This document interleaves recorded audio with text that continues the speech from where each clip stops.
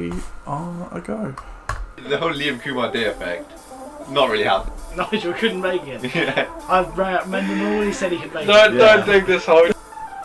Phil, credit to the guy, he always manages to do well what he has to. He is a shocking personality. You guys got a trophy? No. It was pre-bit. No, my life from Rashad Mendenhall. Right, you go. I'm a tag, Jack! I'm a fucking tag! Hello and welcome to another episode of the LOC Report. We are back again for another episode in the Hall of Fame series, and of course that means the return of the co-host, who is going for a record number of appearances on the LOC Report this year. How's it going, Coach Leach? Yes, it's in one calendar year. I was just trying to think the last one that I missed. I think it was probably self-inflicted last year, to be honest with you. Yeah, you didn't quite do all of the in-season ones. I did have a few guest stars here or there, but I shouldn't have gone to America halfway through the year. Or actually, in hindsight now, I definitely should have gone to America. But yes, all's well. All is well here. So. Yeah, good. Glad to hear it. Yes, and as we will see in the draft video this year, Chris does much value his America visits for his fancy purposes. So definitely won't be doing that this year. So perhaps a bad year for Fudge Flies ahead. Well, you say that. You know, that's it. It's not out of the question. That's it. No, that's very true. Yeah, things are slowly opening up. There's still flights, and there's still time, and you don't get quarantined for 2 weeks when you get back. Then then there's always a chance. But yes, I think you're probably right. Yeah. There's a pretty window for it's going to happen. Yeah, very true. We've got some league news to talk about, so let's not dilly-dally any further and tell you the league news.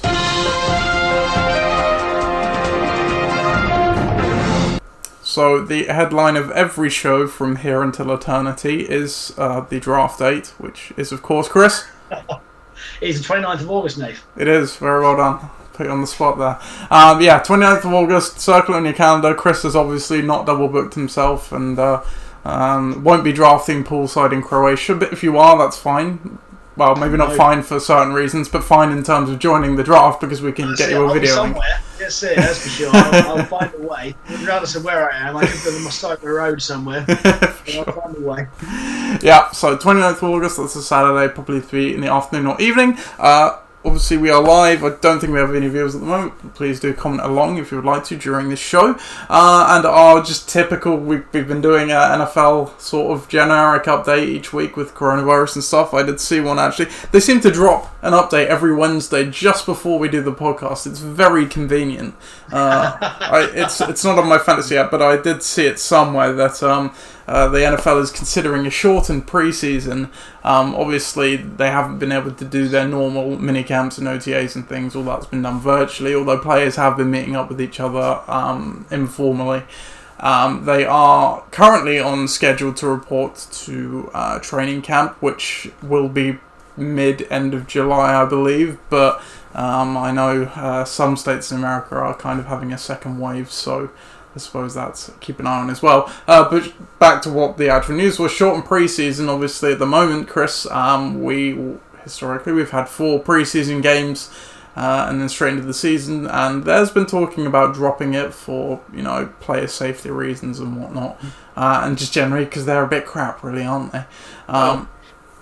That's it. And I think that if you halved it, because they're thinking about dropping them to 2, I think having 2 preseason games is fine.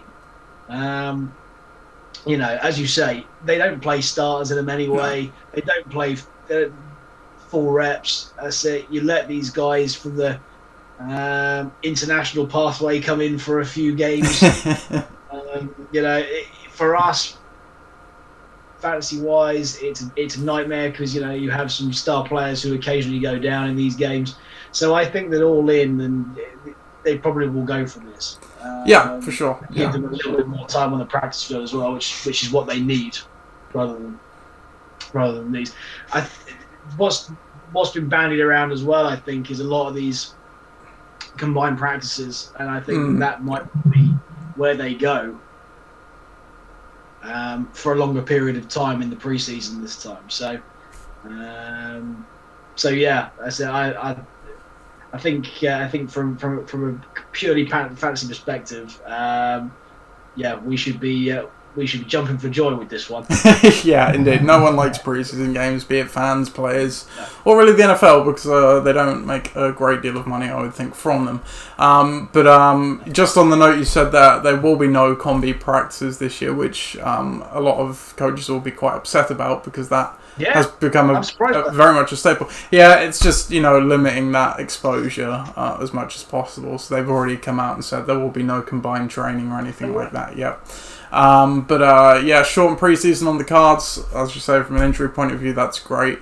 And that may well be here to stay, even when Corona has finally gone.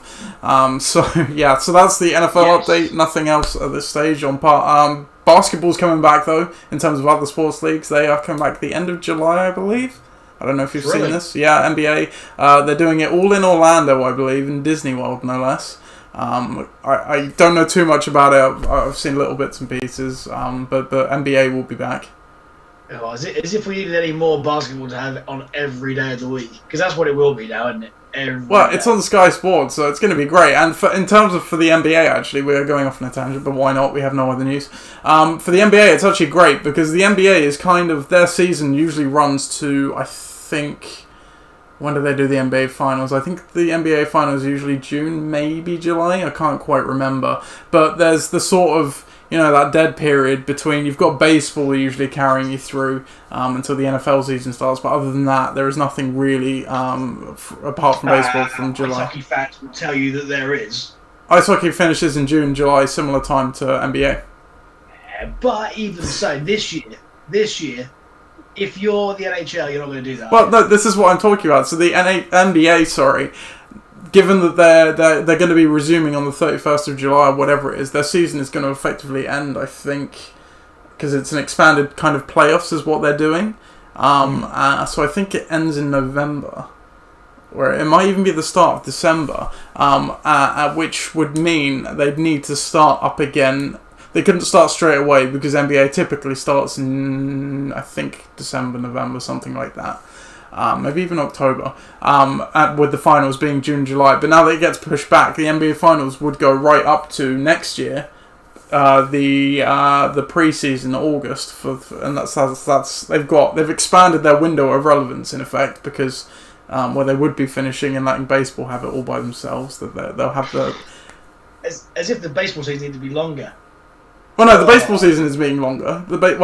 Potentially, they're talking about coming back as well. I believe they've circled a date for mid-July, but they're having a lot of problems at the moment coming to terms over money, which is quite frankly hilarious. Well, so if you're scheduling baseball, you think to yourself, you've got to get all these games in. The World Series are going to be played to like December at this rate. Yeah, exactly. They're going to be pushed back to that. I mean, you could play it in the South, and it's not quite so bad.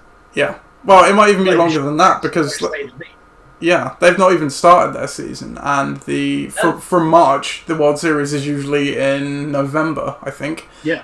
So, God knows, they'll have a shortened season, but yeah, it's anyone's guess what that's going to look like right now. Everyone wants to see the World Series on Christmas Day, don't they? This is what they're saying about the NBA. The NBA, because they're going to, have to push back and start, they could realistically start near the end of the NFL regular season, literally have a Christmas kickoff almost in future. Everybody wants to see that. It would be a spectacle. I think Christmas Day would be much better if you had that. If you had just wall-to-wall sport on Christmas Day, because it'll all start here in the afternoon anyway. Yeah.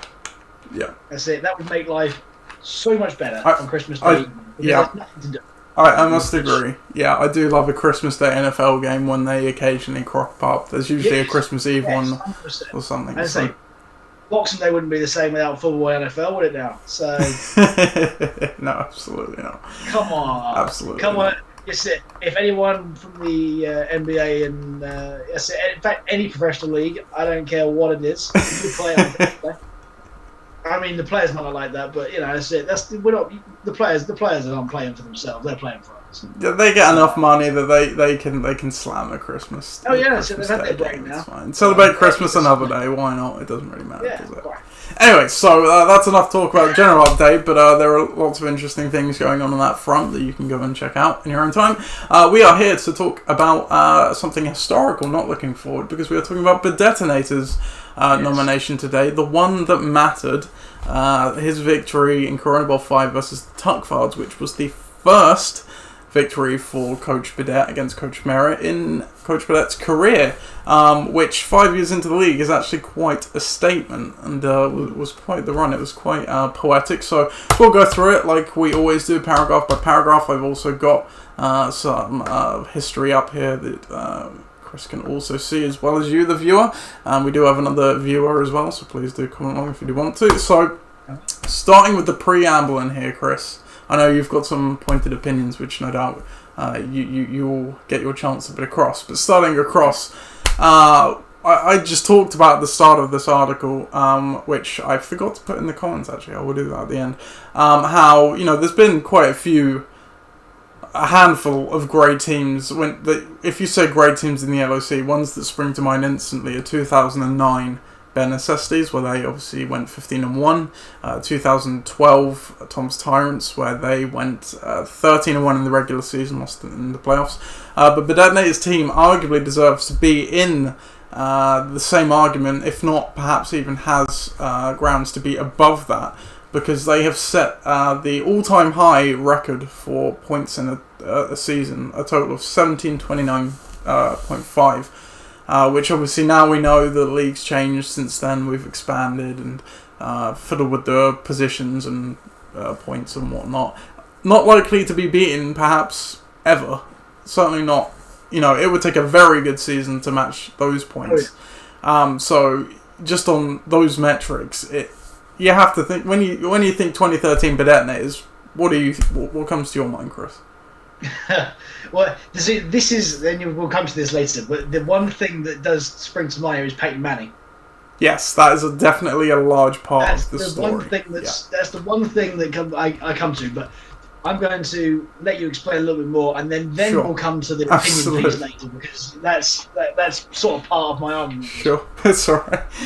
So this nomination isn't for that season as a whole, which you may argue is arguably a stronger nomination, but this one is specifically for the game versus Phil, Corona Bowl 5. I mentioned in the paragraph that really it's a tale that appears in history many a time. I've picked out David and Goliath as a good one, because Phil did just own Ollie in those early years of the LOC, didn't he? That's it. If we got to this point, then yes. I can show you right now. I've prepared it. It looks slightly rosier than it used to, but you can see right there. Burdettinators now has a 4-10 record against the Tuckfards, and like I say, one of those was Corona Bowl 5. So even then, between now and 2013, he's only beaten 3 more times.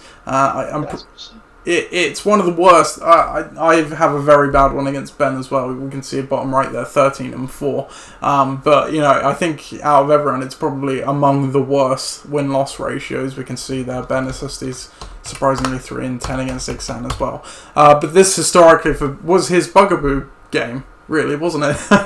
Back in the day. Yeah, well, that's it. I just can't believe that a multiple Corona Bowl winning team has a record like that against a near rival. Yeah, to me, it's crazy. And back in the day, we did tend to play each other a bit more, and obviously we had the old rookie veteran division format, which I think,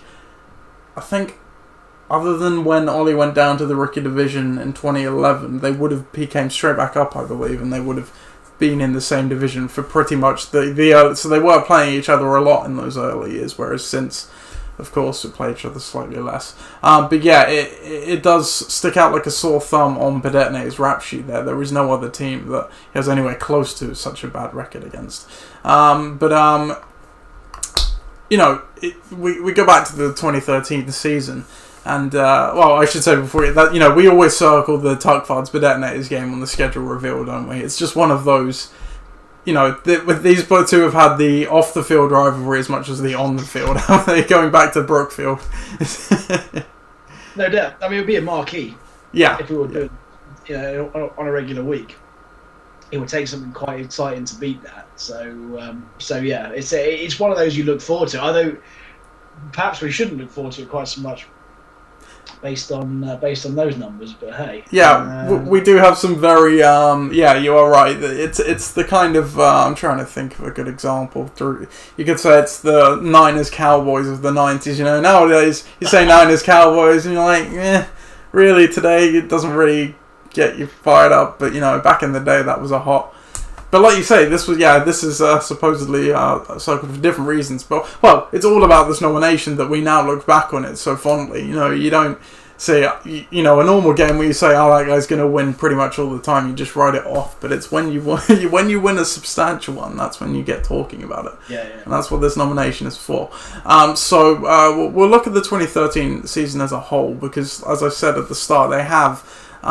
They just had a tremendous year. Record-breaking amount of points for the season. They had an 11-3 record, which, as we know, is very difficult to achieve in the LOC, even to get to double digits, let alone 11.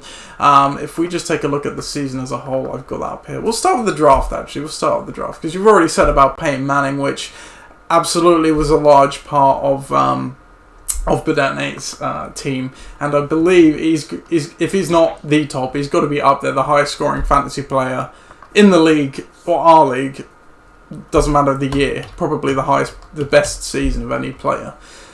But Burdettinator's were very much more than that. They had an extremely good draft right through the first 5 picks. These guys were, even getting it. We should have known at the time where he took Marcus Colston, which is obviously a Tuckfards favourite. But it was just written in the stars. CJ Spiller had his game. Seahawks D were very good. T.Y. Hilton in the 9th is obviously a good value. Eddie Lacy was one of the picks of the year that year. You go back and listen to our podcast of best and worst picks of 2013. First of all, you're going to have to do a lot of scrolling to find that. But Eddie Lacy will absolutely be one of the best we talk about there. Tremendous draft, wouldn't you say? Absolutely. I mean, you look at the time. At the time, you look at the top 6, and in terms of hot QB receiver combinations at the time, see, Shady was at his peak, Reggie Wayne was at his peak in a quality team, Colston peak in a quality team. I think you could even say, Des Bryant was, I don't think that was his rookie year, I think it would have been his at least second or third, but yeah, he was coming into his own there as well. Eddie Lacy's rookie year, which was actually probably arguably his best. Well, yeah, absolutely. Peyton coming onto a career year that nobody really knew. The Legion of Boom years in Seattle. Yeah. I mean, that was the year Seattle won the Super Bowl as well, of course. Yeah. Names all over the place there. So and as you say, there is. If you look down into the later rounds, there are some guys who he picked up that made a massive contribution. Even likes of Malcolm Floyd, who Malcolm Floyd, he was a solid guy back in the day for the Chargers. Yeah, absolutely. Yeah, absolutely. So it was solid all over the place. There's a few speculative ones that turned up that worked, I have to say that in terms of ability at the time. From where he was drafted, it was one of the best that we've seen, and it proved to be. Yeah, and with this nomination, there's a lot of story to it. That's what makes this nomination, right? It's not one current above 5. This is one of the more. It's what you have around the nomination that kind of makes the nomination what it is, because we all remember Phil absolutely heckling Ollie for drafting Peyton Manning in the 5th round, which was quite funny for many reasons, as we know, Manning's season, how it turned out. But look who was the first round pick of the Tuckfards that year. It's he was sat there chuckling about Manning in the 5th round, and he's. I mean, you look at that, and yes, Drew Brees in the 1st. Well, I guess you can understand that at the time, but but it's. We haven't seen many QBs go in that round ever since. No. I think we're smarter as a league now, and you don't see it. That we may get it yet again with a Lamar Jackson or a Patrick Mahomes. That they are certainly near the top of the board, but it does not happen nowadays in the LOC. Moving to looking at just the generic season as a whole for Ollie, we've got his accolades here. So 2013 is obviously what we're talking about. Regular season championship, obviously division championship, highest scoring team that year, won Coach of the Year award as well. So a very accoladed year. And if we look on the old almanac, we can see some other fun things about that season for Burdettinators. So team performance week, he had the best. You can see there in week 1, 164 points. I believe he had the highest play. He must have done yet. Peyton Manning with a 60-point game.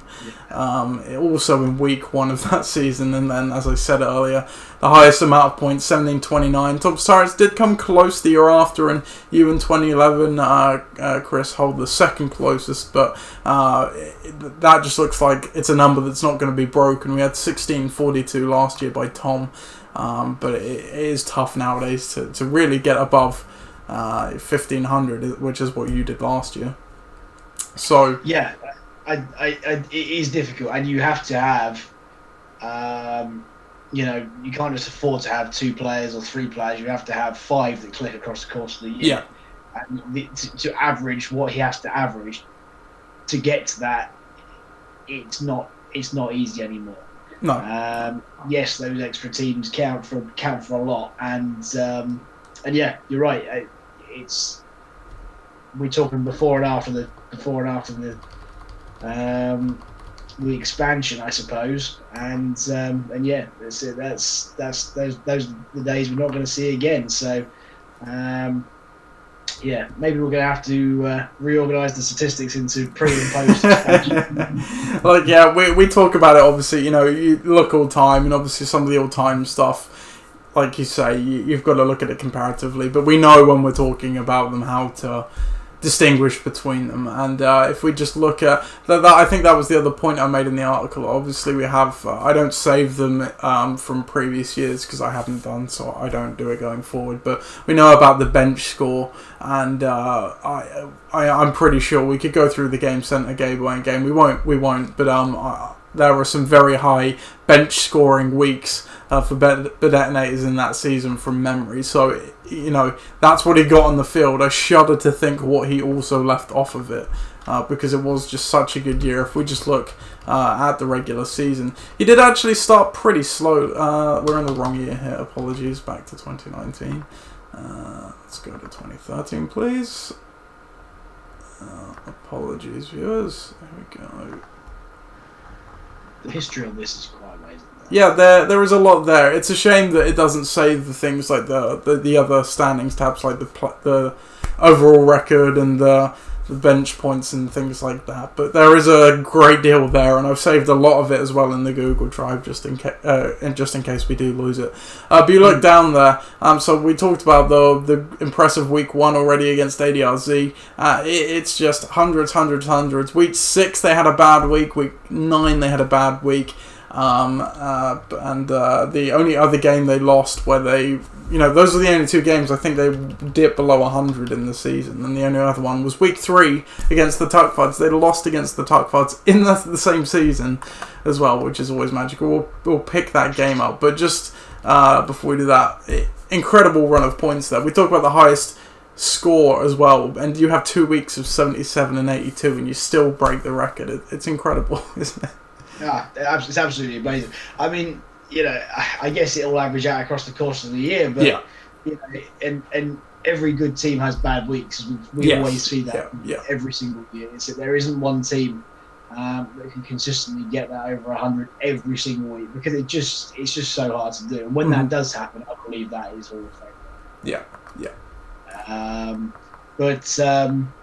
But yes, that's it, and it's an extremely impressive set of results across the course of the year. And again, that underlines the craziness of this result, really, that we're about to see. Because it's almost as though this is week 3, and then come the end of the year, the roles are reversed massively. Yeah. Which is always a mark of a good team, the ones that get better over the course of the year. Yeah, for sure.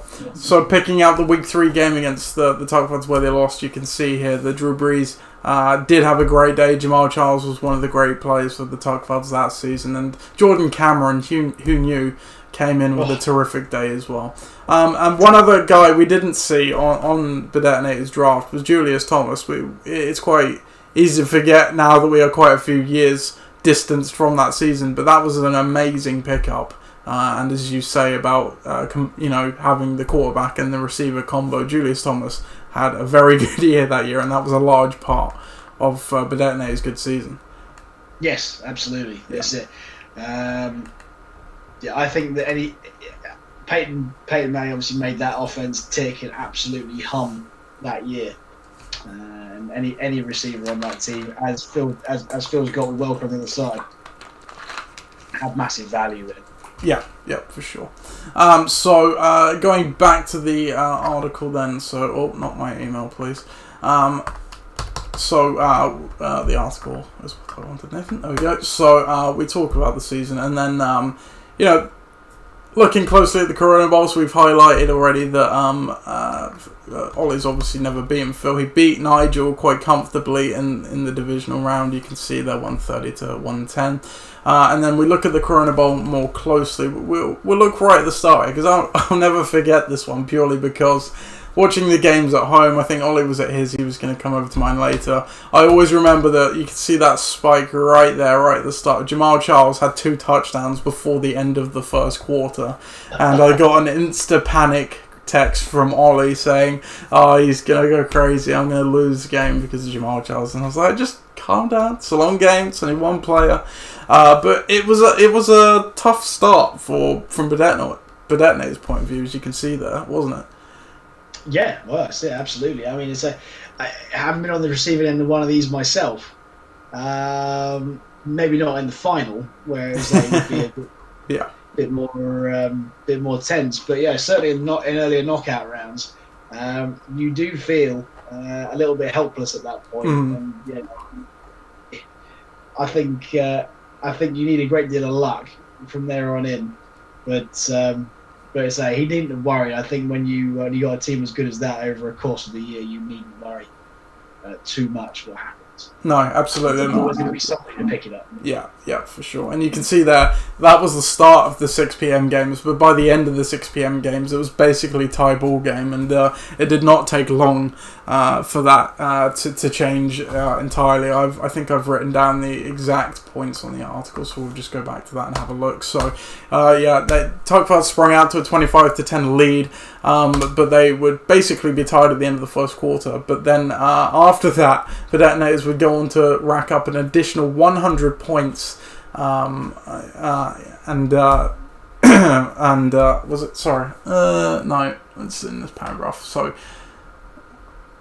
wasn't an additional 100 points, but they got to the 100-point mark by the end of the 9 p.m. games, more or less. And then they went on to get another 60, while the Tuckfards only got another 23. So that they went from losing it early to just in the rear-view mirror, nowhere even close. And this is the highest scoring performance in the Corona Bowl. No one has scored as high as 161.5, and it's also the widest point disparity we've had in a Corona Bowl as well. Now, I know you have something to say about Phil's team, 97 points, but let's talk about Ollie's team first before we let you fully talk about this nomination, Chris. But lots of points scored on the left side of the board. They're not a single player under double digits, obviously highlighted by Peyton Manning. What we like, that's the sort of bit that we like. I mean, if we're looking at this in just a cold light of day, and we're doing it in like we'd do a normal podcast, I suppose. We talk a lot about the value of having a huge amount of firepower at the top of your roster, or at the time anyway. It's a bit different now. But the top of your roster, when you've got 2 running backs and a quarterback that form that what we call the Holy Trinity. they will propel you and give you foundations to be able to do whatever you want. Ultimately, if you can have a quarterback and 2 running backs that week in, week out respond in that way and perform in that way, you can pretty much play whoever you want, but beyond that. And this is no exception. I mean, when you've got your top 3 combined there for, 80 points or just over? 90, pretty much, yeah. 90. Is it, where are we at? 40, yeah. It's 28, is it? Sorry, 40, 28 and 21. Yeah. Then you've got no chance. Absolutely no chance. And I think this is probably the reason why it was successful over the course of the year, was that those 3 were dominant at the time. Now, you can't say that Shady McCoy was dominant after that. You can't say that Peyton was dominant after that. That particular year. They just got those, and Eddie Lacy certainly. Yeah, all of them. So he picked those players at the right time in their career. They just, to get 3 players like that in one go is very rare. And you look down at his receivers, and they're just solid. They're just solid. That's it. That's all you can say. Des was in decent form at the time, and I think what we got. Is that Riley Cooper? It is Riley Cooper. I will okay, cool. Josh Gordon just told us, there we go. That's better. I can read it. Phil Austin, the Seahawks. It's the epitome of solid, consistent players who, and you know their flaw. I mean, you look at Josh Gordon there. So that's a really weird stat line in the sense that it's, there's some receiving yards and some rushing yards in there, and then never to be seen again by another person, another player that reached his peak in this year. Yeah, I believe that crazy year was 2013, I think, wasn't it? Yeah, but you look at that, and I think that that can't be said for the other side. So in some ways, Phil went big on his first round pick, and in many ways his first round pick didn't work out so well when it mattered most. His running backs were obviously extremely good, and say Jamar Chase was the guy. But after that, you can't say that any of those players really were solid, consistent players, either at the time or beyond. And that's the difference here between those 2 teams, is that you've got bona fide number 1, borderline number 2 receivers. On the other side, you've got borderline number 2 receivers on dodgy teams at the time. Yeah. And that's where the loss is. Now, here's the thing for me about this entire nomination, I suppose, is that if you'd have said to me the season as a whole is going into the Hall of Fame, I'd have gone great. You can't argue with that, because as a body of work, once again, like we've seen for the last couple of weeks, the body of work over the course of the year was absolutely sublime. It's something that you won't see again. It's something that was extremely good at the time and has aged well, and the team has aged well. The draft was good, and there were some mega performances in there. But you look at this Corona Bowl, and yes, it's the highest scoring one, and yes, it's a win over a team that they hadn't beaten for 5 years previously to this, or 5 seasons previous, but they haven't won many since. Neither have they played each other since in such a big game.